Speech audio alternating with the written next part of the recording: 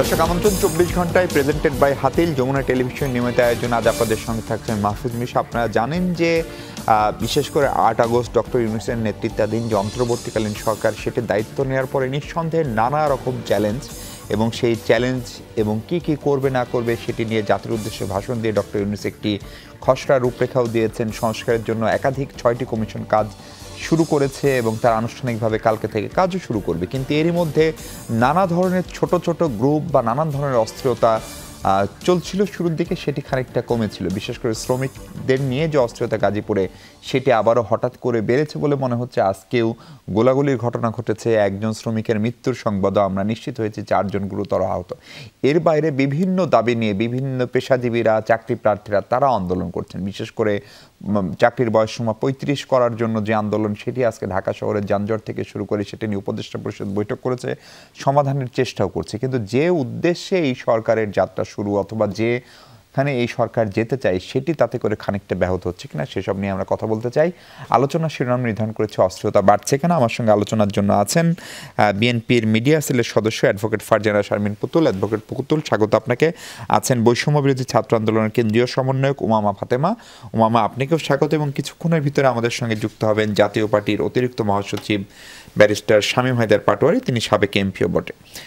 ফারজানা শারমিন পুতুল, আপনাকে দিয়ে আলোচনাটা শুরু করতে চাই। 18 মাসের একটা সময়সীমার কথা আলোচনায় আসে প্রধান উপদেষ্টা ডক্টর মোহাম্মদ ইউনূস যখন জাতিসংঘ সফরে নিউ ইয়র্কে ছিলেন। আজকে সচরাচর সরকার প্রধানরা, আমাদের আগের সরকার প্রধান এরকম সফর থেকে ফিরেই একটি প্রেস কনফারেন্স করতেন এবং লাস্ট ওনার প্রেস কনফারেন্স থেকে সম্ভবত আন্দোলনের এই পরিণতি হলো আমরা যদি মনে করতে পারি। প্রধান উপদেষ্টা নিজে কোনো প্রেস কনফারেন্স করেননি, পররাষ্ট্র উপদেষ্টা আজকে একটি প্রেস কনফারেন্স ডেকেছিলেন, সেটি বিকেল 3টায় ছিল, সেটিকে এগিয়ে 2টায় আনা হলো, তারপরে পিছিয়ে 5টায় আনা হলো এবং সবশেষ সেটি ক্যান্সেল করা হলো। যদিও সন্ধ্যায় প্রধান উপদেষ্টার প্রেস সেক্রেটারি তিনি একটি প্রেস কনফারেন্স করে বলেছেন যে সেনাপ্রধান যে কথাটি বলেছেন সেটি তার ব্যক্তিগত মন্তব্য হতে পারে, এক। এবং দ্বিতীয়ত হচ্ছে আন্তর্জাতিক অঙ্গনে অনেকগুলো বৈঠক আমাদের প্রধান উপদেষ্টার সঙ্গে হয়েছে, মার্কিন প্রেসিডেন্ট থেকে শুরু করে, সেখানে কোনো বৈঠকে নির্বাচনের সময়সীমা নিয়ে কথা বা আলোচনা উঠে নেই। আপনি বিষয়টাকে কিভাবে দেখেন? মনে কি হচ্ছে যে এই সরকারের ভিতরে একটু সমন্বয়হীনতা হচ্ছে অথবা কোথাও কোনো ঝামেলা হচ্ছে কথাবার্তায়? ধন্যবাদ মিশু ভাই আপনাকে এবং যমুনা টেলিভিশনের সকল দর্শক শ্রোতাকে শুভেচ্ছা জানাচ্ছি। আমার সাথে উমামা আছে। আমি খুব সাহসিকতার সাথে বসেছি। এরকম যখন সমন্বয়করা আমাদের সাথে থাকে আমরা আসলে কমফোর্ট জোনে থাকি। অস্থিরতা বিরাজ করছে, এটা করবে, আমি এটাতে অস্বাভাবিকতার কিছু দেখছি না।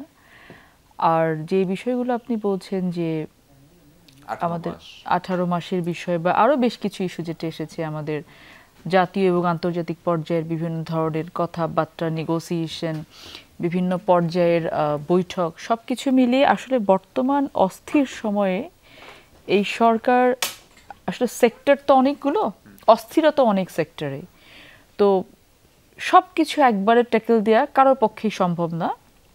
গভর্নমেন্ট চেষ্টা করছে, আমরা বুঝতে পারছি।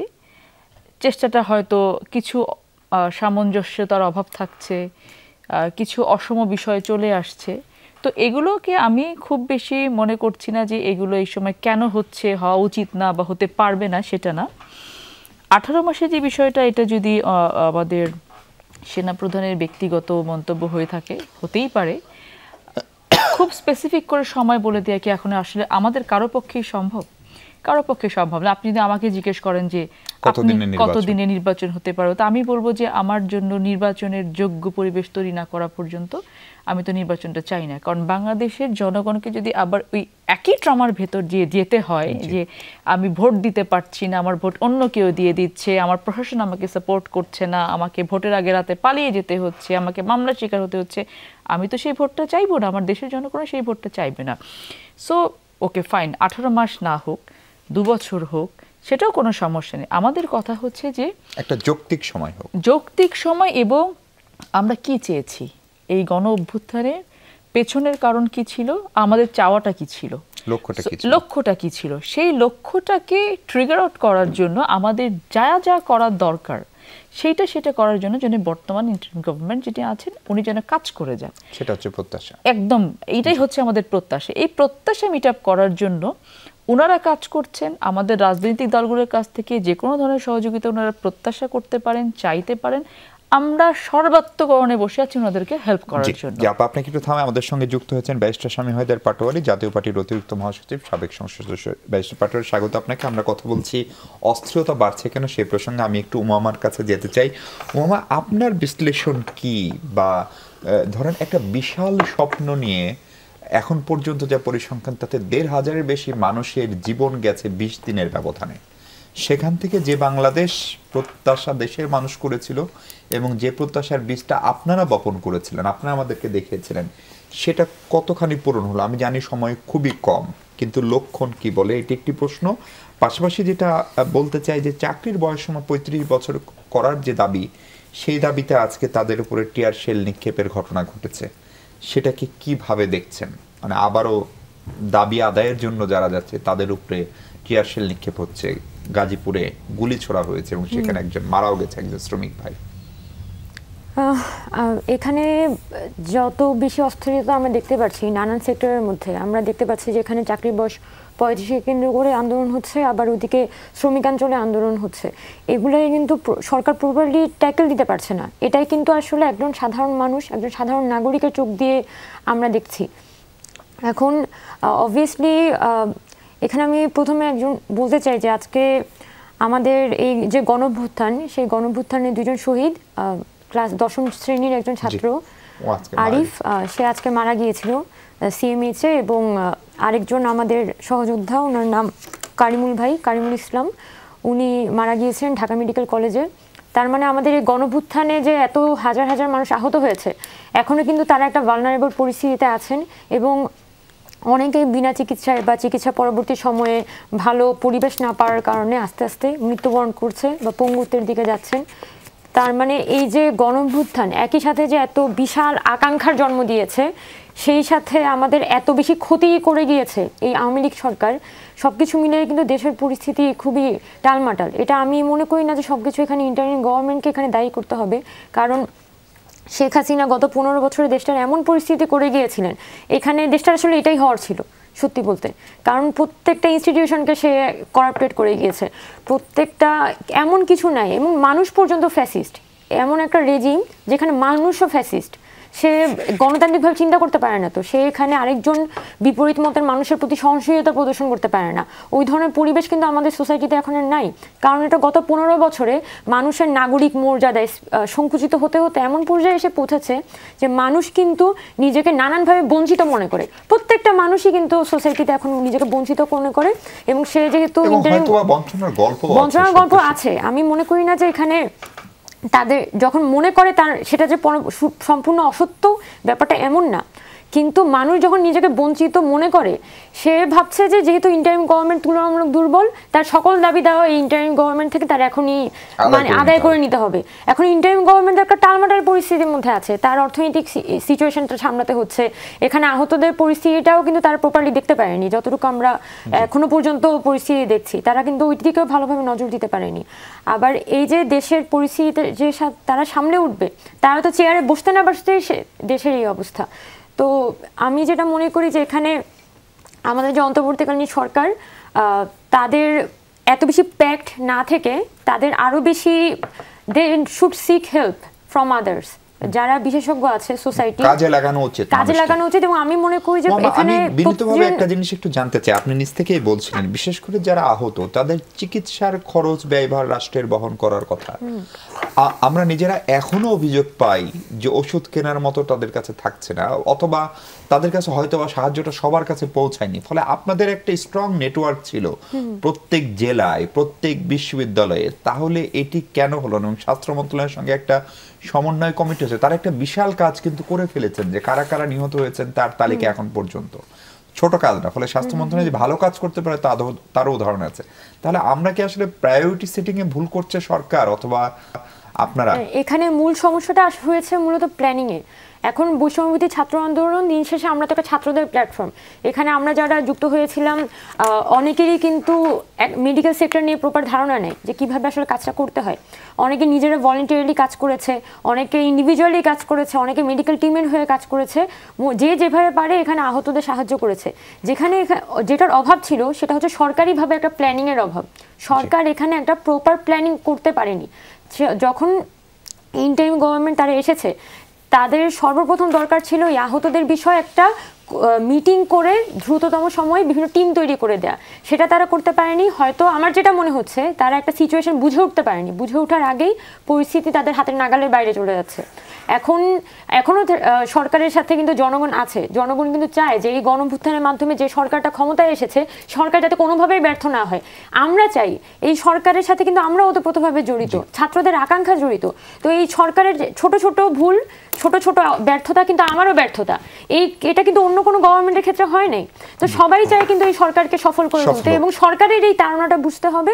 এবং সরকারের যেটা দরকার এই মুহূর্তে একটা এই প্রত্যেক উপদেষ্টার আসলে একটা পরামর্শক টিম দরকার, যারা পার্টিকুলার সেক্টরে অমুক মন্ত্রণালয়ের জন্য বিশেষজ্ঞ এবং মাঠে অ্যাসেস করতে পারে এমন লোক নিয়ে তাদের একটা পরামর্শক টিম দরকার। ব্যারিস্টার পাটোয়ারি, আপনি নিশ্চয়ই উমামাকে শুনছিলেন। এই যে গাজীপুরের অস্থিরতা, আনসার থেকে অস্থিরতা শুরু হলো, ইন্টারমিডিয়েট পরীক্ষার্থীরা আন্দোলন করে তারা তাদের ইন্টারমিডিয়েট পরীক্ষা বাতিল করে দিল, এবং আগামীকালকে নার্সরা ৩-৪ ঘন্টার একটা অবরোধ করবে বা ধর্মঘট করবে। নার্সরা কাজ না করলে আমাদের হাসপাতালগুলো কি অবস্থা হবে আপনি ভালো বোঝেন, আপনারা সবাই বোঝেন। ফলে এই সংকটটা আসলে একটু একটু করে আবার বাড়ছে কিনা, অথবা মাঝে মাঝে কমে বাড়ে, এটা কেন হচ্ছে আপনার অ্যানালাইসিস কি? একটা হচ্ছে যে আপনি যখন গভর্নেন্স রাখতে পারবেন তখন এই ধরনের ঘটনাগুলো কম ঘটবে। একটা ষড়যন্ত্র যে হচ্ছে না হবে না ব্যাপারটা তা না, কিন্তু যখন আপনি গভর্নেন্স রাখবেন, যখন আপনি পুলিশকে অ্যাক্টিভ রাখবেন, যখন সেনাবাহিনী অ্যাক্টিভ থাকবে, যখন আপনার আমলারা অ্যাক্টিভ থাকবে, ভিজিলেন্ট থাকবে, মুভমেন্ট করবে, মোটিভেটেড থাকবে, আপনার সাথে যোগসূত্র থাকবে, তখন ডেফিনেটলি বিচ্ছিন্ন ঘটনাগুলো কেউ ঘটাতে সাহস পাবে না, অথবা নিয়মতান্ত্রিকভাবে তারা যাবে। হুট করে রাস্তা বন্ধ করবে না, হুট করে তারা রাস্তায় শুয়ে পড়বে না। আপনি ঢাকা শহরে একটা রাস্তা আন্দোলন করা মানে ঢাকা শহরে 2 কোটি মানুষের দিনে 2 থেকে 3 ঘন্টা কষ্ট করা। আপনি একটা ছোট্ট ঘটনা ঘটাচ্ছেন, মানুষ 2 ঘন্টা কষ্ট পাচ্ছে। নাও সরকার কেন পারছে না? সরকার এখনো গুছাতে পারে নাই। আর একটি বলবো, আন্দোলনে অনেকেরই তিক্ত অভিজ্ঞতা আছে, অনেকেই আহত হয়েছে, অনেকেই সাফার করেছে, ভিকটিম হয়েছে, কিন্তু দেশ চালাতে গেলে কিন্তু আপনাকে দেশের জন্য যাকে প্রয়োজন তাকে নিতে হবে। অন্তর্ভুক্তিমূলক গভর্নেন্সে এই সরকারটি চলেনি। যেটা উমামা বললেন, উপদেষ্টাদের উপদেষ্টা লাগবে, উপদেষ্টা লাগবেই ডেফিনেটলি। কোন সেক্টরে কারা কারা কাজ করছে গত 20 বছর ধরে তাদেরকে ডেকে নিলেই হলো। কত এক্স সেক্রেটারি আছে তাদেরকে আপনি ডাকতে পারেন, কত এনজিওর ফেমাস লোকজন আছে যারা সেক্টরাল ইস্যু নিয়ে কাজ করে, আমরা এগুলো নিয়ে অনেক কাজ করছি, তাদেরকে ডেকে পরামর্শ নিয়ে 20 বছরের অনেক কাঠামো তৈরি করা আছে। সো যে গতিতে আপনার অস্থিরতা আসবে, অসুস্থতা আসবে, তার থেকে বেশি গতিতে আপনাকে আস্থা তৈরি করতে হবে। যখন মানুষ দেখবে এভরিডে আমাদের একটা ল হচ্ছে, এভরিডে একটা রিফর্ম হচ্ছে, এভরিডে নতুন বডি হচ্ছে, কমিশন হচ্ছে, তখন মানুষের আস্থা ফিরে আসবে। আপনি যদি এটা না করে একটা মব হবে এবং ছাত্রদেরকে ডেকে আনবেন, যে মহান আন্দোলন এই ছাত্ররা করলো, তারা এই সরকারকে টিকিয়ে রাখার দায়িত্ব নেবে কেন? তাদের অসংখ্য কাজ আছে। সরকারের দায়িত্ব পুলিশ প্রশাসনকে চেইনে নিয়ে এসে এই ছাত্রদের সহযোগিতায় দেশ চালানো। আপনি যখন ছাত্রদেরকে দিয়ে একবার দুবার নামাচ্ছেন, তারা কিন্তু জনগণের মুখোমুখি হয়ে যাচ্ছে। এবং আমি খুব মাইনটলি বলবো, এই মহান আন্দোলনের প্রোডাক্ট যারা হয়েছে, যারা আন্দোলনটা করেছে, মমতা তাদের মধ্যে একজন, আমি খুবই গর্বের সাথে ওদের কাজ দেখেছি গত 2-3 মাস। তারা যখন কোনো একটি এজেন্ডার, ভালো এজেন্ডার জন্য নামবে, তাদের কিন্তু একটা প্রতিপক্ষ তৈরি হয়ে যাবে। তারা কিন্তু সকলের কাছে শ্রদ্ধেয়, সকলের ভালোবাসার, তাদেরকে আমরা প্রতিপক্ষ কেন করব? দেন আসেন রাজনৈতিক দল। এই জন্যই রাজনৈতিক দল প্রয়োজন। কারণ একটা দলের ওয়ার্ড কমিটি থাকে, একটা দলের ইউনিয়ন কমিটি থাকে। সেই দল সেই ওয়ার্ড সভাপতিকে বলতে পারে যে তোমার এলাকায় হিন্দু বাড়িতে আগুন দিয়েছে কেন, তোমাকে ওয়ার্ড সভাপতিকে সাসপেন্ড করে দিলাম, তুমি কালকে পূজা মণ্ডপে দাঁড়িয়ে থাকবে। ঠিক ওই কাঠামোটা ছাত্রদের আন্দোলনের সময় ন্যাচারালি ছিল না একটা কৌশলগত কারণেই, যে কাঠামোটা থাকলে হয়তো সেই সময় গভর্নমেন্ট কাঠামোটাকে ত্রাস করে দিতে পারতো, সেই জন্যই হয়তো ছিল না। নাও একটা দেশ চালানোর হাজারো সমস্যা। বাংলাদেশ একটা ছোটো দেশ, বন্যা হয়, প্রচণ্ড গরম পড়ে, ইলেকট্রিসিটি থাকে না, এখানে খাদ্য নিরাপত্তা, সার নিরাপত্তা, তারপরে আপনার বাঁধ বানাতে হয়, ট্রাফিক নিরাপত্তা, আমাদের পুষ্টি নিয়ে সমস্যা আছে। এই সব কিছু মিলিয়ে এটা চালাতে গেলে আপনার অভিজ্ঞ আমলা লাগবে। যারা অভিজ্ঞ আমলা আছেন, হতে পারেন তারা আওয়ামী লীগের আমলে সচিব হয়েছে, কিন্তু তারা তো আওয়ামী লীগের আমলে আওয়ামী লীগের পারপাস সার্ভ করেছে, এখন এই সরকারের পারপাস সার্ভ করবে। আপনাকে গ্যারান্টি দিতে পারি বিএনপি আসার পরে তাদেরকে সুযোগ দিলে তারা বিএনপির পারপাস সার্ভ করবে। আমলারা সরকারের পারপাস সার্ভ করে, হ্যাঁ কখনো কখনো তারা লিমিট ক্রস করেছে, সেটা তো চিহ্নিত কিছু লোক আছেই। আবার একটা 16 বছর 15 বছর একটা কাঠামো থাকলে আপনি একজন সেই কাঠামোর বাইরে থাকবে, এটা হয় না। এটা হবে, সে মহাপুরুষ না হলে এটা পারবে না। নাও যেটি এখন প্রয়োজন, আমি মনে করি হানিমুন পিরিয়ড অনেক আগেই পার হয়ে গেছে এই সরকারের। সরকারকে আর অযাচিত সময় নষ্ট করার নাই, কারণ এই সরকার যদি ব্যর্থ হয়, মানুষ যদি অসহিংস হয়, এই ছাত্ররা ডিমোরালাইজড হয়ে যাবে যে তারা একটা আন্দোলন করে এত বড় অ্যাচিভমেন্ট করলো, সেটাকে দেশের স্বার্থে পূর্ণ ইউজ করতে পারলো না। আমার মনে হয় ডক্টর ইউনূস স্যার চলে আসছেন, উনি একটা অসাধারণ ট্যুর করে আসছেন, উনি হাইলি মোটিভেটেড। এখন এই মোটিভেশনটা দেশের অর্থনীতিতে টিমটা সেই কাজ করছে কিনা, সেই টিমটার ক্ষেত্রে আমরা তো আপাত দৃষ্টিতে গত 50 দিনে একটা গুম কনভেনশন সাইন করা আর 57 জনকে এই মিডল ইস্ট থেকে ফিরিয়ে আনা, হুইচ ইজ ভেরি ডিফিকাল্ট কাজ। এরকম দু একটি কাজ ছাড়া তো আর কোনো কাজ দেখতে পাচ্ছি না। আমরা কাজ দেখতে চাই। কাজ হয়েছে ব্যাংকিং সেক্টরে বেশ কিছু কাজ হয়েছে, ব্যাংকিং রিফর্ম হচ্ছে, অর্থনীতির স্ট্যাবিলিটির দিকে আসছে, বিদেশে টাকা পাচার হচ্ছে না, ওভার ইনভয়েসিং আন্ডার ইনভয়েসিং হচ্ছে না। আর একটি বিষয় আমি বলে শেষ করব, যেটা আপনারাও উঠিয়েছেন, তীব্র নিন্দা জানাচ্ছি যারা আহত হয়েছে তাদের চিকিৎসায়। আমার জানা মতে, আমি যতজনকে চিনি, একজনও এখন পর্যন্ত 1 টাকা পায়নি, অথচ তাদের কিছু ইমিডিয়েট চিকিৎসার ফান্ড দরকার ছিল। এটা কিছুই না।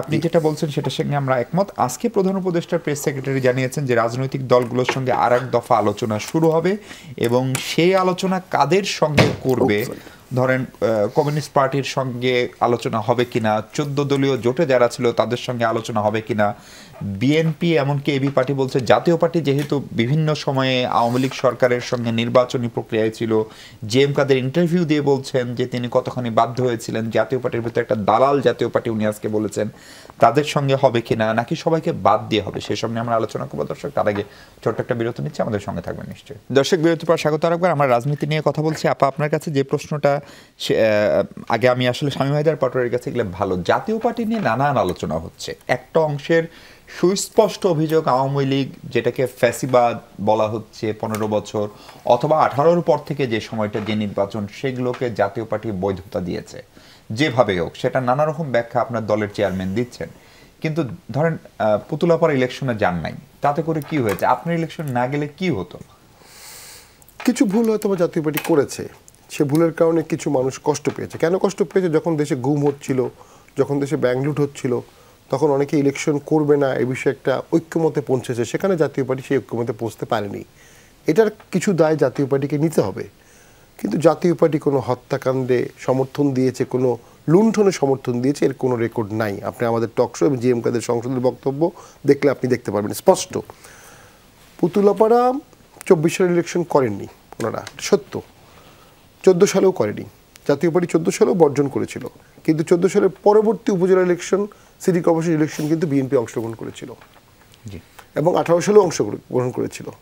18 সালের পরেও কিছু স্থানীয় সরকার ইলেকশনে অংশগ্রহণ করেছে। হতে পারে জাতীয় পার্টি বেশি করেছে, বিএনপি কম করেছে, বিএনপিও এক্সপেরিমেন্ট করেছে। কেন্দ্রীয় মানে সংসদ নির্বাচন নিয়ে বলছি, 18 সালে বিএনপি করেছে, এই সেম টার্মসে করেছে, সেম কন্ডিশনে করেছে, সেম সিচুয়েশনে করেছে, বরঞ্চ লেসার টার্মে করেছে। এই ইলেকশনে তো 69 জন স্বতন্ত্র পাশ করলো, ওই ইলেকশনে তো আওয়ামী লীগের বাইরে কয়জন পাশ করেছে। বাট দ্য ফ্যাক্ট রিমেইন, আমি খুব ট্যাক্টহীন কণ্ঠে বলবো এবং খুব স্পষ্টই বলি, যে যতদিন পর্যন্ত এই আওয়ামী লীগ সরকার বা বাংলাদেশকে আমেরিকা ইন্ডিয়ার চোখে দেখেছে, কে ইলেকশনে আসলো না আসলো ডাজন্ট ম্যাটার, সে গভর্নমেন্টটা টিকেছে। রিমেম্বার 2014 সালের সরকার 154 জন আনকন্টেস্টেড ছিল। সেই সরকার আমরা কেউ কল্পনা করিনি এই সরকার টিকবে, 5 বছর টিকেছে। আমি 14 সালের টকশো দেখে স্পষ্ট বলেছি 6 মাস 3 মাসে বেশি টেকার কথা না, কিন্তু আমার অ্যানালাইসিস টোটালি ভুল। কেন টিকেছে? কারণ তখন পর্যন্ত এই রিজনালে, এই রিজনটা ছেড়ে দেওয়া ছিল ইন্ডিয়াকে।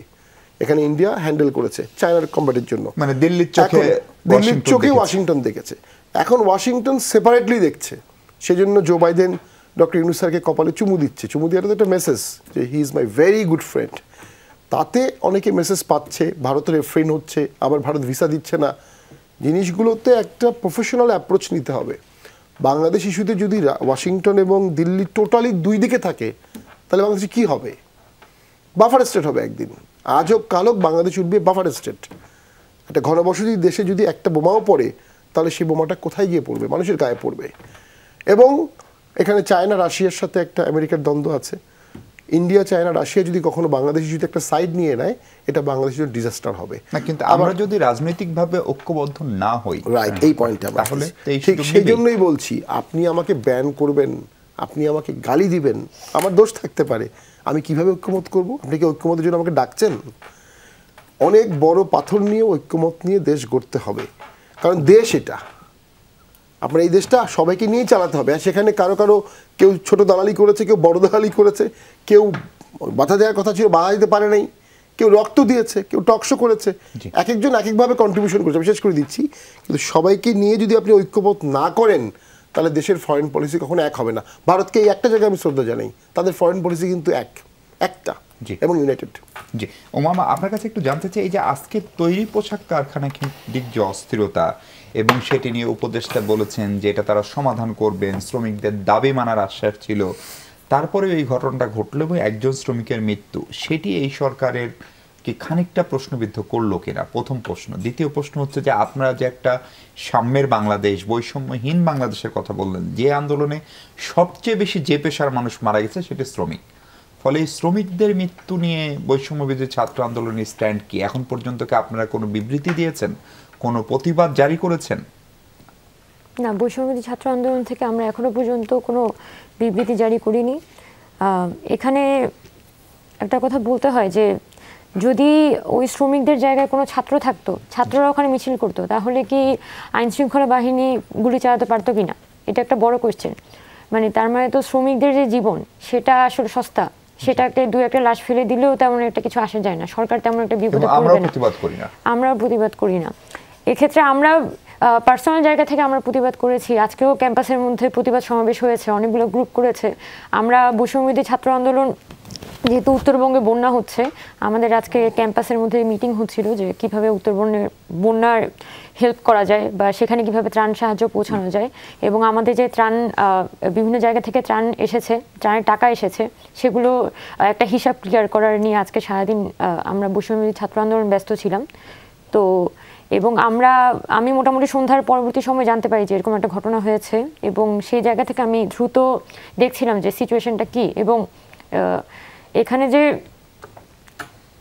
শ্রমিকদের যে জীবন, তার এতদিন পর্যন্ত কিন্তু শ্রমিকাঞ্চলের সমস্যা হচ্ছিল, গার্মেন্টস মালিকদের সাথে, শ্রমিকদের সাথে, শ্রমিক নেতা যারা আছে তাদের সবার সাথে কিন্তু মিটিং হচ্ছিল। এরপরে যে আজকে শ্রমিকরা যখন মাঠে নামছে, তাদেরকে অ্যাপিস করা, তাদেরকে দরকার হলে উপদেষ্টার সাথে বৈঠক করিয়ে এটা সমাধানের চেষ্টা করা, এই চেষ্টাগুলো করা যেত। বা হয়তো অনেক কিছু আমাদের বুঝের বাইরেও হতে পারে, কিন্তু মানুষ মেরে ফেলা তো কোনো সমাধান না। কিভাবে তারা ওপেন ফায়ার করে মানুষকে মেরে ফেলে? আমি আপনাকে একটু সহযোগিতা করি। বিজিএমইএ বলছে যে কারখানার যে নিরাপত্তা, সেটা নিয়ে তারা অসন্তুষ্ট, প্রথম পয়েন্ট। দ্বিতীয় পয়েন্ট হচ্ছে নিখোঁজের গুজব রটিয়ে অগ্নিসংযোগ ও ভাঙচুর করা হচ্ছে। তার মানে এখানে একটা গুজব বা মিস ইনফরমেশন, ডিসইনফরমেশন ছড়ানোর সুযোগ মালিকদের পক্ষ থেকে আছে। সময় মতো আইন শৃঙ্খলা বাহিনীর সহযোগিতা মিলছে না। এরই মধ্যে অনেক ক্রেতাগোষ্ঠী ক্রয়াদেশ বাতিল করছে। ফলে এই ফ্যাক্টরগুলো তো সক্রিয়। এগুলো কেন আমাদের গোয়েন্দা সংস্থা, সরকারি প্রশাসন এটা কেন বুঝতে পারছে না? বিষয়টা তো প্রথমেই খুব ক্লিয়ার যে এখানে যে একটা ইন্টারিম গভর্নমেন্ট এসেছে, সেই ইন্টারিম গভর্নমেন্টকে বিপদে ফেলার জন্য অলরেডি বিভিন্ন গোষ্ঠী কিন্তু একত্রিত হয়ে গেছে। শ্রমিকাঞ্চলে অলরেডি মালিক পক্ষের মধ্যে প্রচুর আওয়ামী লীগের সাপোর্টাররা ছিলেন, তাদের পক্ষ থেকেও একটা চেষ্টা আছে যে তারা কোনো নেগোসিয়েশনে আসবেন না। শ্রমিকদের মধ্যেও বিভিন্ন পক্ষ আছে, এবং এইখানে একটা জায়গা পৌঁছানোর জন্য আইন শৃঙ্খলা বাহিনীর যেভাবে করে আসলে চেইন অফ কমান্ড মানার কথা, তারাও তো সরকারকে ওই ধরনের সহযোগিতা করছে না। তো সরকারের পক্ষে আসলে কি করা সম্ভব? তারা তো অন্তত শ্রমিক নেতাদের সাথে নিয়ে, যারা একটু বুঝ ব্যবস্থা ভালো, তাদের সাথে নিয়ে চেষ্টা করছে বিষয়গুলো একটা সমাধান করা, বা তাদেরকে টিফিনের টাকা দিয়ে দ্রুত কারখানাগুলো সচল করার। কিন্তু এখানে দেখা যাচ্ছে যে নানান পক্ষ, যেহেতু তাদের একটা বিভিন্ন কি বলা যায়, বিভিন্ন ধরনের উদ্দেশ্য আছে, সেই জায়গা থেকে কখনোই ঐক্যমতে পৌঁছানো সম্ভব হয় না। এবং সেটার ফলাফল হিসেবে কিন্তু আজকে আইন শৃঙ্খলা বাহিনী এখানে শ্রমিকদের উপর হামলা করলো, এবং একজন শ্রমিক এখানে যেহেতু মারা গেল। আপনারা বন্যা এখানে পরিস্থিতি নিয়ে আজকে সারাদিন বৈঠক করেছেন, ফেনী বা কুমিল্লার বন্যায় আপনারা যেভাবে রেসপন্স করেছিলেন, উত্তরবঙ্গের বন্যা নিয়ে সেভাবে রেসপন্স করলেন না কেন? আরেকটা জিনিস খুবই সমালোচিত হচ্ছে, ওই সময়ে মানুষ প্রাণপণে সাহায্য করেছে, সেই টাকাগুলো কেন আপনার অ্যাকাউন্টে ফেলে রাখলেন? কেন তাদের পুনর্বাসনে সেগুলো এখনো দেওয়া হলো না? আচ্ছা, আমাদের বৈষম্যবিরোধী ছাত্র আন্দোলনে ত্রাণ সংক্রান্ত একটা আলাদা টিম আছে। আমি নিজে ত্রাণ সংক্রান্ত টিমের সাথে যুক্ত ছিলাম না। আমি যতটুকু জানতাম যে এখানে নানান জায়গা থেকে সাধারণ মানুষ এসে টাকা দিচ্ছে এবং আমাদের বৈষম্যবিরোধী ছাত্র আন্দোলনের কয়েকজনের মাধ্যমে কিন্তু টাকাগুলো নেওয়া হতো, এবং তারা যেটা করেছে ব্যাংকের মধ্যে টাকা জমা রেখে বর্তমানে একটা অডিট রিপোর্ট তৈরি করে এটা দ্রুত হয়তো সরকার বা সরকারের হাতে হস্তান্তর করার একটা পরিকল্পনা হচ্ছে। তো সেক্ষেত্রে যেটা বলা যেতে পারে যে আমরা নিজেরাও বলছি বারবার যে এখানে পুনর্বাসনের কাজে হাত দেওয়াটা খুবই জরুরি। আমরাও বারবার নানানভাবে চেষ্টা করে যাচ্ছি। এখন আগামীকালকে ডেট ঠিক হয়েছে, আগামীকালকে অডিট রিপোর্টটা প্রকাশ করা হবে এবং ইনশাল্লাহ আমরা টাকাটা কিছুদিনের মধ্যে হস্তান্তর করে দিব। আর এখানে উত্তরবঙ্গের বন্যার যে বিষয়টা, এটা খুব বিশেষ করে বলতে হয় যে এখন তো আলাদা করে টাকা নেওয়ার কিছু নেই। সারা বাংলাদেশে কিন্তু ফেনী, নোয়াখালীর ক্ষেত্রে যেভাবে করে মানুষ আসলে ঝাঁপিয়ে পড়েছিল, এই বন্যাটার পরে একটা নতুন বন্যা এসে মানুষ কি এভাবে দিনের পর দিন টাকা দিয়ে যাবে কিনা, এটা তো কোনো সমাধান না। সব থেকে ভালো সমাধান হচ্ছে সরকারের একটা কমিটি থাকবে যার কাজ হচ্ছে বন্যা নিয়ন্ত্রণ করা। যদি বৈষম্যবিরোধী ছাত্র আন্দোলনের হাতে আমাদের কাছে টাকা থাকে, আমি সরকারের কাছে দিয়ে দিব। সরকারকে বলবো যে আপনি এলাকা পর্যায়ে ত্রাণ পৌঁছে দেন, ওটা তো আমার কাজ না। এবং আমরা বৈষম্যবিরোধী ছাত্র আন্দোলন এর আগে নিজেরাই ত্রাণ পৌঁছে দেওয়ার চেষ্টা করেছিলাম। এবার আমাদের একটা উদ্দেশ্য থাকবে যে সরকারের মাধ্যমে যাতে ত্রাণগুলো পৌঁছানো যায়। আপা, আপনার কাছে যে প্রশ্ন, সেই প্রশ্নটা হচ্ছে যে নির্বাচন নিয়ে আপনাদের আসলে চিন্তা ভাবনা কি? এবং বিভিন্ন এলাকায় এরই মধ্যে গতকালকেও আমরা কথা বললাম যে বিএনপির পক্ষ থেকে একটা নির্বাচনের তাগাদা তো আছে, সময়সীমা নিয়ে মির্জা ফখরুল সাহেব স্পষ্ট করে বলেছেন চাইলে 2 মাসেও করা সম্ভব। ওটি নিশ্চয়ই উনি প্রতীকী অর্থ হয়তো বলেছেন। প্রশ্ন হচ্ছে, আপনারা আগেও ক্ষমতায় ছিলেন, গণতন্ত্রের পথ কি খানিকটা সুগম হলো নাকি সেটা এখনো দুর্গম? আপনার এই প্রশ্নে যাওয়ার আগে কয়েকটা জিনিস আমি একটু অ্যাড্রেস করতে চাই। বর্তমান গভর্নমেন্টের যে এটার ভেতরে আপনি এটার উত্তরটা পাবেন। আমি শুরুতেই বলেছি অনেক কাজ। সো এই গভর্নমেন্টের পক্ষে সব কাজগুলোকে সমাধান করে নিয়ে আসা বা সংস্কার করা সম্ভব না, সেটার ম্যান্ডেটও তাদের নেই। সো আজকে যেমন এই যে ঘটনাটা ঘটলো বয়সসীমা 35 বছর নিয়ে, it could have addressed earlier, কিছু না, কথা কিন্তু বলেছেন, কিন্তু মাঝখান দিয়ে একটা ঘটনা ঘটে গেল। সো যেটা উমামা বলছিলেন, there have many vested quarters, already they are playing. So এই ভেস্টেড কোয়ার্টার যে ছিল, আছে এবং থাকবে, এটা গভর্নমেন্টের কিন্তু না জানা না। সো গভর্নমেন্টের যে কাজটা করা উচিত যে আমাকে অ্যাড্রেস করা অ্যাট দ্য প্রপার টাইম। একটা প্রবলেম আসবে, প্রবলেমটাকে অ্যাড্রেস করতে পারলে কিন্তু প্রবলেমটা অনেকাংশে সমাধান হয়ে যায়। সো গভর্নমেন্টের ফার্স্ট প্রায়োরিটি হওয়া উচিত যে যেই প্রবলেমগুলো খুবই ইনস্ট্যান্ট তার সামনে আসছে, এটাকে অ্যাড্রেস করে ফেলা ইমিডিয়েটলি। এটার জন্য যদি আপনার লোকবল বাড়ানোর দরকার হয়, আপনি সেটা বাড়ান, যেটা উমা খুব সুন্দরভাবে বললো যে উপদেষ্টাদের যদি কিছু প্রয়োজন হয় তাদেরকে নিতে হবে। পাটোয়ারি ভাই খুব সুন্দর করে জাতীয় পার্টির কিছু ভুলের কথা বললেন। উনি বললেন জাতীয় পার্টিতে মানুষ মারেনি, জাতীয় পার্টি মানুষ মারার জন্য আওয়ামী লীগকে পথটা সুগম করে দিয়েছিল। যদি জাতীয় পার্টি নির্বাচনগুলোতে অংশগ্রহণ না করত, আওয়ামী লীগের পক্ষে কিন্তু একা নির্বাচন করে বেরিয়ে আসা সম্ভব হতো না। মানে তাহলে আওয়ামী লীগ 14 সালে পড়ে যেত। এক্স্যাক্টলি তাই কি? আসলে 1986 আওয়ামী লীগ কিন্তু জাতীয় পার্টিকে হেল্প করেছিল গিয়ে সেই যে নির্বাচনের সময়। সেটার একটা একটা এফেক্ট হতে হতে হতে আজকে কিন্তু যদি আমরা ফ্যাসিস্ট একটা গভর্নমেন্ট বলি আওয়ামী লীগকে, আমরা যদি একটা বেইমানের জায়গায় জাতীয় পার্টিকে নিয়ে যেতে চাই, আমরা কিন্তু সেখান থেকে সরে আসতে পারি না। কারণ আমরা বারংবার তাদেরকে বলেছি যে আপনারা বুঝতে পারছেন যে এই নির্বাচনে যাওয়া মানে দেশের জনগণের সাথে প্রতারণা করা।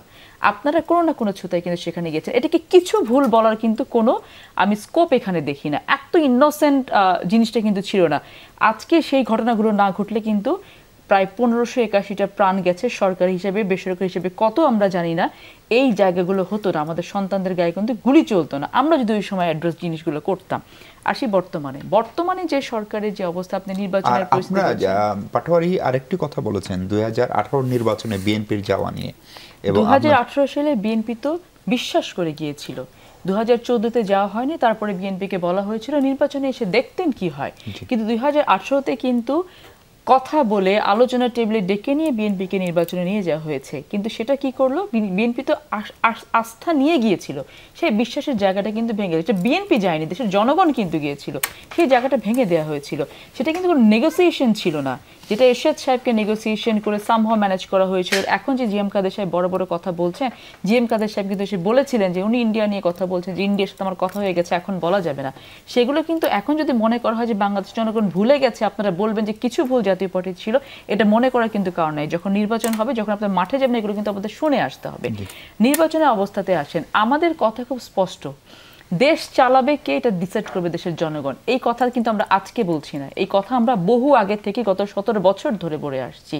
উমামাদের উপরে এই বৈষম্য বিরোধী ছাত্র আন্দোলনে যে স্টুডেন্টরা যারা সামনের সারিতে থেকে যে আবেগটা নিয়ে এগিয়ে গেছেন, এই ছেলে মেয়েগুলোর উপরে যদি এত প্রেশার আমরা দিয়ে দিই, তাহলে ওরা কোন দিকে যাবে? বাটুল ভাই একটা কথা খুব সুন্দর বলেছেন, ওদেরকে আমরা কিন্তু জনগণের সামনাসামনি দাঁড় করিয়ে দিচ্ছি। এই গভর্নমেন্ট যেটা করার চেষ্টা করছে, এটা করাটা আসলে ঠিক হচ্ছে না। কারণ আপনার যে কাজগুলো আছে, এটা আপনাকে বুঝতে হবে যে আপনি সব কাজ একসাথে শেষ করতে পারবেন না। আপনার একটা নির্বাচন করার জন্য যে পরিবেশ দরকার, সেই পরিবেশ করার জন্য স্পেসিফিক যে সংস্কারগুলো করা দরকার, আপনি সেটা করে যদি না দেন, তাহলে ডক্টর ইউনূস সাহেব কিন্তু পুরো বিশ্বে প্রচণ্ড সম্মানিত একজন ব্যক্তিত্ব। সো আমার বিশ্বাস যেটা, যে উনি এটা খুব ভালো করে জানেন এবং বোঝেন, এবং শুধুমাত্র যে একটা সময় ক্ষেপণ করে ক্ষমতায় থেকে যাওয়ার জন্য উনি তার এই ব্যক্তি যে ইমেজটা আছে বিশ্বব্যাপী, সেটাকে উনি কিন্তু ধ্বংস করতে চাইবেন না বলে আমি বিশ্বাস করি। এটা আমার ব্যক্তিগত বিশ্বাস, আমার দলের পক্ষ থেকে বিশ্বাস। সো এই একটা নির্বাচন নিয়ে আসার জন্য গণতান্ত্রিক প্রক্রিয়াতে বাংলাদেশকে ঢুকেছে, আমি বলবো ফ্যাসিস্ট সরকার চলে গেছে, মানে একটা স্টার্ট হয়েছে, একটা যাত্রা শুরু হয়েছে। এই যাত্রাটাকে কতটা স্মুথলি আপনি নিয়ে যেতে পারবেন, সেটার জন্য রাজনৈতিক দল হিসেবে বিএনপি, আপনি বলছেন আলোচনার জন্য কাকে কাকে ডাকবে, সবাইকে ডাকতে হবে, প্রত্যেকটা ইউনিটকে ডাকতে হবে। প্রত্যেকটা ইউনিট, একটা রাজনৈতিক দলে যদি 5টা মানুষ থাকে, সে কিন্তু 20 জন মানুষের প্রতিনিধিত্ব ওখানে করছে। সো আপনার সবার মতামত নিতে হবে, ইনক্লুসিভ হতে হবে, এক্স্যাক্টলি ইনক্লুসিভ হতে হবে। জি আপা, আমরা একটা বিরতিতে যাই।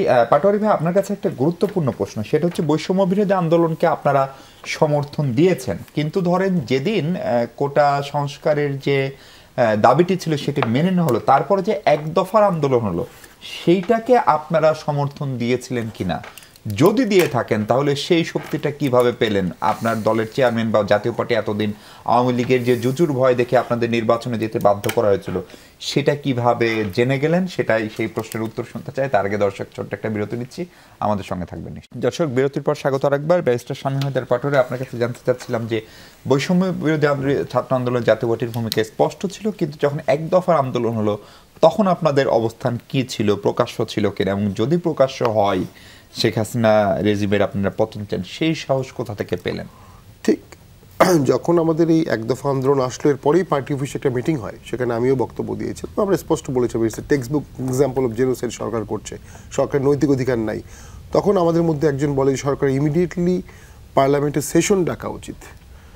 4 আগস্ট আমি ডিবিসিতে বলেছিলাম যে কালকেই শেখ হাসিনার পার্লামেন্ট ডেকে অর্ডিন্যান্স একটা জারি করা উচিত, যেন এই ধরনের সিচুয়েশনে একটা অন্তর্বর্তী সরকার থাকতে পারে এবং পার্লামেন্ট ডিসলভ করা উচিত। 4 তারিখে বলেছি। তো ওইটা কেন বলেছি, আমরা যখন দেখেছি মানুষ মারা গেছে, তখন আর রাজনৈতিক চিন্তা করার কোনো সুযোগ নেই। যখন একটা সরকার ব্যক্তি শামীম পাটোয়ারির অবস্থান না, জিএম কাদেরও বলেছেন, জিএম কাদের বলেছেন, আমি বলেছি, আরও অনেকে বলেছেন, অনেকে চুপ ছিলেন, বাট অনেকেই বলেছেন, সবাই বলেছি আমরা। আরেকটি হচ্ছে জিএম কাদের সংসদে প্রথমেই বক্তব্য দিয়ে বলেছেন যে এই বৈষম্য থাকার কোনো সুযোগ নাই এবং এরা সূর্য সন্তান মুক্তিযোদ্ধা, এটা বলেছেন। এরপরে আসেন এই আন্দোলনের ফলে এই সরকার যে এত দ্রুত পতন হবে, এটা আমার মনে হয় খুব বেশি লোক কল্পনাও করতে পারেনি। এবং এটাও একটা প্রবলেমের কারণ হয়েছে যে এই আন্দোলনের পরে কিভাবে কাঠামো তৈরি হবে, এই কাঠামোটা কারো মাথায় ছিল না। আমরা ভেবেছি, কিন্তু প্রধান উপদেষ্টা তো বলছেন সবকিছু সুপরিকল্পিত। না, উনি বলেছেন যে হ্যাঁ ঠিক আছে, কিন্তু এটা অনেক হয়তো বা এটা ফেল হলে আরেকটা হতো, আরেকটা আন্দোলন হতো। সেনাবাহিনী যে গুলি করবে না, সেনাবাহিনী যে কারফিউ ইম্পোজ করবো না, এটা তো কারো মাথায় আসেনি। বেসামরিক যারা সামরিক ঊর্ধ্বতন কর্মকর্তা তারা যে রাস্তায় নেমে আসবে, এটা থেকে আমরা কল্পনা করিনি। এগুলো হয়েছে। এগুলো না হলে তো এই আন্দোলনটা প্রলম্বিত হতো। এবং সেনাপ্রধান অসাধারণ ভূমিকা পালন করেছেন। উনি যদি জনগণের মুখোমুখি দাঁড়াতেন, তাহলে কিন্তু লক্ষ লক্ষ লোক মারা যেত। সেটা থেকে উনি দেশকে বাঁচিয়েছেন এবং ওই কনফ্রন্টাল সিচুয়েশনে গণভবনে উনি যে ভূমিকাটা পালন করেছেন মানে জীবনের ঝুঁকি নিয়ে এটা প্রশংসার দাবিদার এবং তখন থেকে এখন পর্যন্ত আমি মনে করি উনি কোনো ভুল পদক্ষেপ নেননি। নাও দ্য কোশ্চেন হচ্ছে পলিটিক্স কোনো প্রেডিকশনের বিষয় যেটা আমি বললাম 14 সালে কি কেউ কল্পনা করেছিলেন 5 বছরই সরকার থাকবে, আমার আপনিও করেননি। আর 24 সালে কি কল্পনা করেছিলেন এই সরকার 6 মাস থাকবে না। সো এটা হচ্ছে সম্পূর্ণ একটা আনপ্রেডিক্টেবল পলিটিক্স এবং ওই যে আমি বললাম কার চোখে কি দেখা হচ্ছে এটা একটা। তবে এই সরকারের ঝুঁকি আছে। 75 সালে বাংলাদেশে 1 বছরে 4টা সরকার ছিল, শেখ মুজিব বঙ্গবন্ধুর সরকার, খন্দকার মোশতাকের সরকার, খালেদ মোশাররফের সরকার, দেন ইভেনচুয়ালি বিচারপতি সায়েমের সরকার, আলটিমেটলি জিয়াউর রহমানের সরকার। 1 বছরে 4টা সরকার, তার মধ্যে 2টো পট পরিবর্তন হয়েছে সম্পূর্ণ ব্লাডশেড দিয়ে, টোটাল ব্লাডশেড। এই উদাহরণ কেন দিচ্ছেন, এরকম কোনো সংখ্যা করেন? আমি এটা বলছি এই কারণে যে যারা এখন দেশ চালাচ্ছে তাদেরকে আমি ল্যাথার্জিক দেখছি রিফর্মের ক্ষেত্রে, আস্থা অর্জনের ক্ষেত্রে, ইনক্লুশনের ক্ষেত্রে, রাজনৈতিক দলকে ডাকার ক্ষেত্রে। আপনি যখন প্রসেসের মধ্যে সবাইকে নিয়ে আসবেন তখন কোনো কনস্পিরেসি সফল হবে না। যখন আপনি প্রসেসের মধ্যে আনবেন না তখন ছোট কনস্পিরেসি অনেক বড় করে হবে এবং বড় আকার ধারণ করবে। এই আওয়ামী লীগ তো এই জানুয়ারি ফেব্রুয়ারিতে একলা হয়ে গিয়েছিল টোটালি, এবং একলা হওয়ার কারণেই আলটিমেটলি কিন্তু তাদের পতন হয়েছে। যদি একলা না হতো তাহলে তো আরও কিছুদিন লংলি প্রলং করতো। নাও আমি যেটা অনুভব করছি সামনের বাংলাদেশ গড়তে গেলে বিএনপিকে বড় মন নিয়েই রাজনীতি করতে হবে যদি তারা স্টেবল বাংলাদেশ চায়, এবং সেই বড় মনে অনেককেই স্থান দিতে হবে। কারণ আওয়ামী লীগ রাজনীতি করতে পারবে কি না এটা আমরা জানি না, ছাত্ররা বলছে তারা করতে পারবে না। তাহলে আওয়ামী লীগের লোকগুলো কী করবে, কোন দল করবে?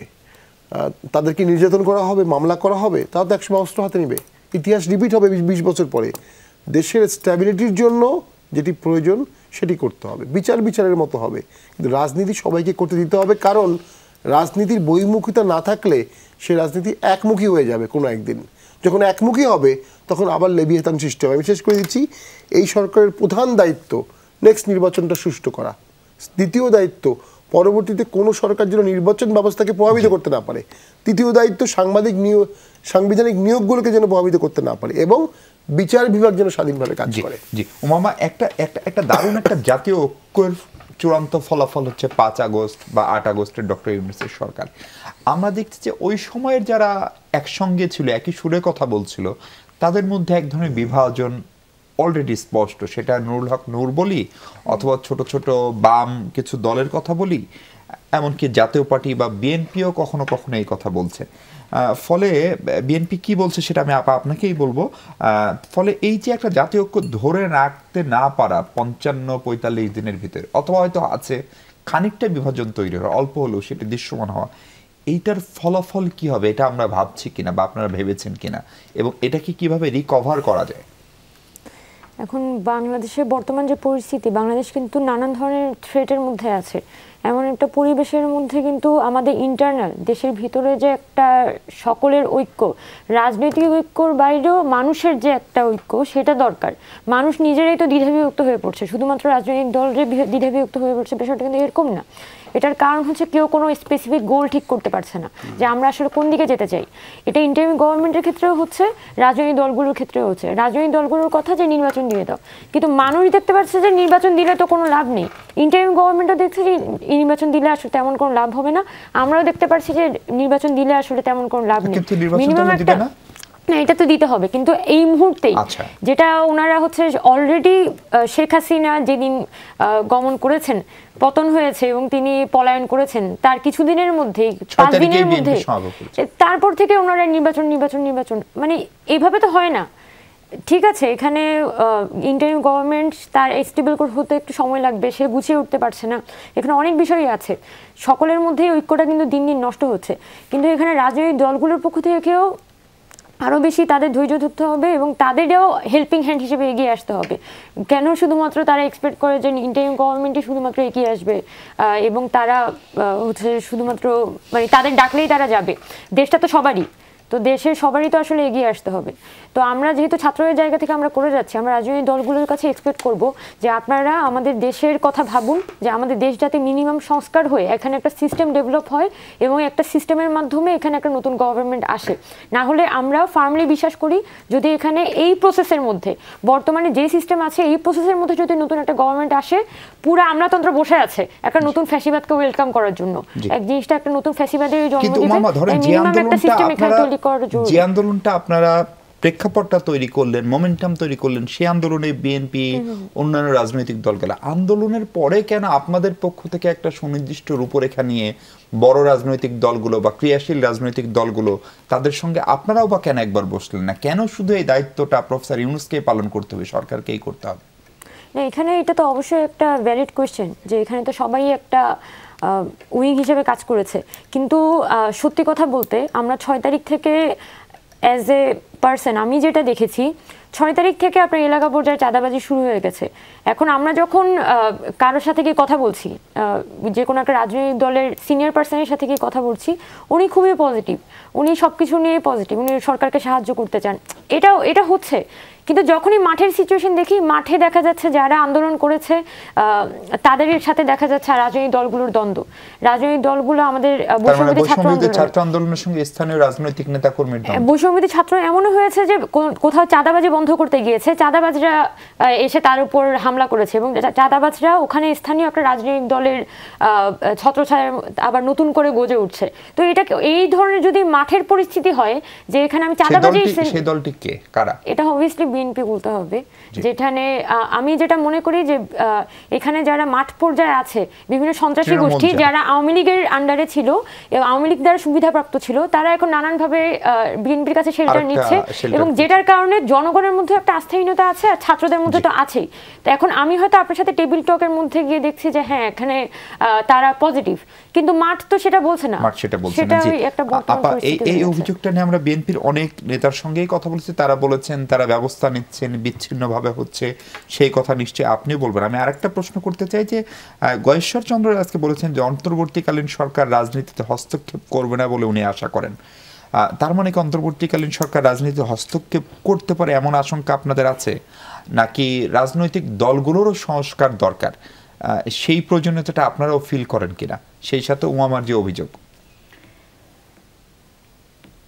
আমাদের প্রত্যেকের নিজস্ব জায়গা থেকে কিছু দায়িত্ব আছে, আমরা সেই দায়িত্বগুলো যদি পারফেক্টলি পালন করতে পারতাম তাহলে দেশে আজকে এই অরাজক পরিস্থিতির সৃষ্টি হতো না বা এই ফ্যাসিবাদী সরকার এতদিন পর্যন্ত টিকে থাকতে পারতো না। এটা আমাদের প্রত্যেকের ইন্ডিভিজুয়াল রেসপন্সিবিলিটি আমরা পালন করতে পারিনি জন্য কিন্তু হয়েছে।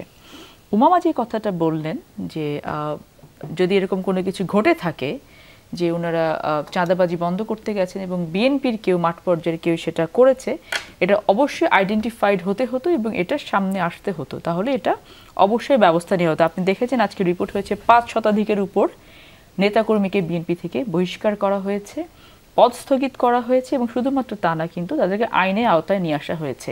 ইট ইজ ভেরি ট্রু যে 6 তারিখ থেকে যে চাঁদাবাজি শুরু হয়েছে, এটা 6 তারিখ এটা ইভলভ হয়নি।